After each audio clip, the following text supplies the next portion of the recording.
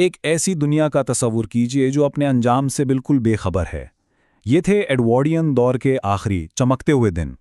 एक ऐसा अहद जो अपनी चौका-चौंध के उरूज पर था, लेकिन ठीक उससे पहले कि सब कुछ हमेशा के लिए बदल जाए। ये अल्फाज असल में इस पूरे दौर की रूह को पकड़ लेते हैं। एक ऐसी रोशनी जो बुझने से पहले और तेज हो जाती है। ये सिर्फ एक जमाने की बात नहीं है, ये उस आखिरी शानदार लम्हे की कहानी है। एक बड़े तूफान से ठीक पहले। साल था 1900 और जगह थी ब्रोकफील्ड स्कूल। यहाँ लीडरशिप में जो तब्दीली आई ना, वो सिर्फ स्कूल के लिए नहीं थी, बल्कि आने वाले वक्त का एक वाज़े इशारा था। पुरानी रिवायात और नए तेज रफ्तार नजरियात का टकराव यहीं से शुरू होने वाला था। यहाँ पर ना दो अलग अलग दुनियाएं आपस में टकरा रही थीं। एक तरफ पुरानी नर्म मिजाज नस्ल थी और दूसरी तरफ नया मुतहर्रिक और बेरहम हेडमास्टर रॉल्स्टन। इसकी आमद सिर्फ एक बंदे की तब्दीली नहीं थी, ये तो पूरी सोच की तब्दीली थी। इसके बाद जो कुछ होता है ना, वो सिर्फ तारीख के वाक़यात नहीं हैं, बल्कि किसी की यादों की तस्वीरें हैं। हर तस्वीर एक बदलती हुई दुनिया की झलक दिखाती है, एक ऐसी कहानी सुनाती है जो शायद किताबों में नहीं मिलती। चलिए अब देखते हैं कि कैसे एक छोटी सी मुलाकात इस दौर के सबसे बड़े समाजी तनाव को सामने ले आती है। ये कहानी सिर्फ एक उस्ताद की नहीं, बल्कि अमीर और गरीब के दरमियान बढ़ती हुई खलीज की है। मंजर देखिए कितना कशीदा है। पूरे मुल्क में रेलवे की हड़ताल है, लेकिन ब्रोकफील्ड के जो मुराद याफ्ता लड़के हैं, उनके लिए ये सब एक दिलचस्प खेल है। वो इस हकीकत से बिल्कुल बेखबर है कि उनके लिए जो तफरीह है वो दूसरों के लिए जिंदगी और मौत का मसला है। और फिर एक तालिब इल्म का ये मासूम सा सवाल सब कुछ कह जाता है। इसके लिए हड़ताल करने वाले मजदूर इंसान नहीं, बल्कि किसी दूसरी दुनिया की मखलूक हैं, जैसे चिड़ियाघर में कोई अजीब जानवर हो। ये उस दौर की तबकाती तकसीम की एक छोटी सी झलक है। लेकिन चिप्स यहाँ एक बहुत ही सादा मगर बहुत गहरा काम करते हैं। वो लड़के की महफूज दुनिया और एक मजदूर की सख्त हकीकत के बीच एक पुल बनाते हैं। वो सबक लफ्ज़ों से नहीं, बल्कि अपने अमल से सिखाते हैं। चिप्स के ये अल्फाज तासुब की सारी दीवारें गिरा देते हैं।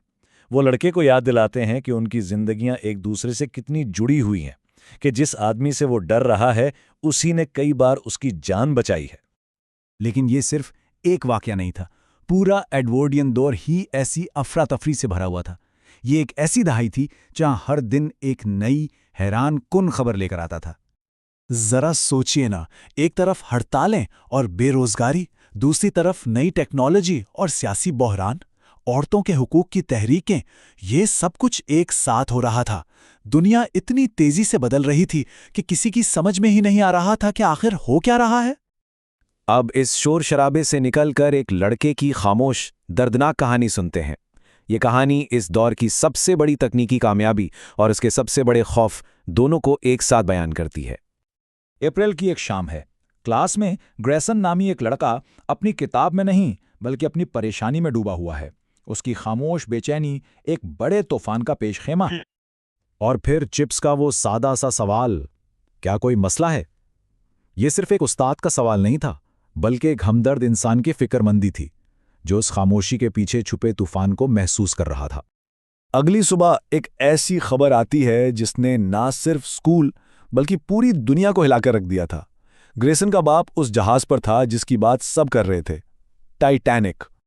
और फिर खुशखबरी आती है, ग्रेसन का बाप बच जाने वालों में शामिल है। पूरे स्कूल की जो परेशानी थी ना, वो एक लम्हे में जश्न में बदल जाती है। एक मौजज़ा हो गया था। चिप्स के अल्फाज में वही राहत थी जो सब महसूस कर रहे थे, एक खुशगवार इंजाम। ऐसा लगा कि बहरान टल गया है और कहानी खत्म हो गई है। लेकिन किस्मत का खेल ही कुछ अजीब था। जिस बाप के बचने का जश्न मनाया जा रहा था, उसे ही कुछ साल बाद अपने बेटे की मौत पर ताज़ियत वसूल करनी थी। ग्रेसन जूनियर टाइटैनिक से तो बच गया, लेकिन आने वाली आलमी जंग से ना बच सका। ये सारी यादें मिलकर एक ही सच्चाई बयान करती हैं। ये सिर्फ कुछ सालों का इख्तिताम नहीं था, ये एक पूरी दुनिया, एक पूरे तर्ज़े ज़िंदगी का अंजाम था। बूढ़ी मलका विक्टोरिया को देखकर लगता था जैसे वो खुद एक गुजरे हुए ज़माने की अलामत हों। इसका खात्मा सिर्फ एक मलका का खात्मा नहीं था, बल्कि उस पूरी सदे का खात्मा था जिस पर उसने राज किया था। तो फिर सवाल ये उठता है, क्या ये सिर्फ एक सदी का खात्मा था या एक पूरे अहद का? ये सिर्फ कैलेंडर के औराक नहीं पलट रहे थे, बल्कि तारीख का एक पूरा बाब हमेशा के लिए बंद हो रहा था।